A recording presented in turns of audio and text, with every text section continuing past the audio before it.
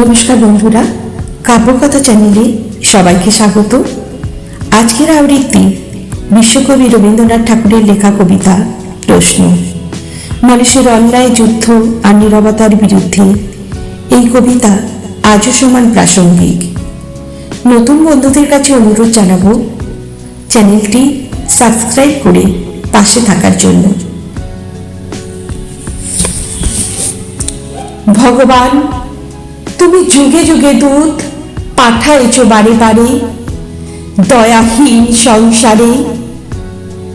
তারা বলে গেল ক্ষমা করো সবে, বলে গেল ভালোবাসো, অন্তর হতে বিদ্বেষ বিষ্ণাস। বরণীয় তারা, স্মরণীয় তারা, তবুও বাহির দ্বারে আজ দুর্দিনে ফিরানো তাদের ব্যর্থ নমস্কারে। আমি যে দেখেছি গোপনে হিংসা কপট রাত্রি ছায়ে হেনেছে নিঃসহায়ে।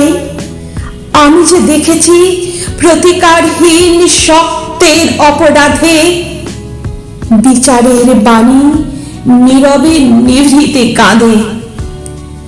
আমি যে দেখিনু তরুণ বালক উন্মাদ হয়ে ছুটে কি যন্ত্রণায় মরেছে পাথরে নিষ্ফল মাথা কুটে।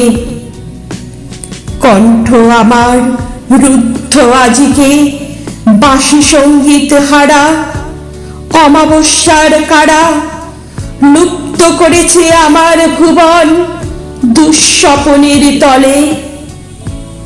তাই তো তোমায় শুধাই অশ্রু জলে। যাহারা তোমার বিষাইছে বায়ু, নিভাইছে তব আলো, তুমি কি তাদের ক্ষমা করিয়াছ? তুমি কি বেসেছ ভালো?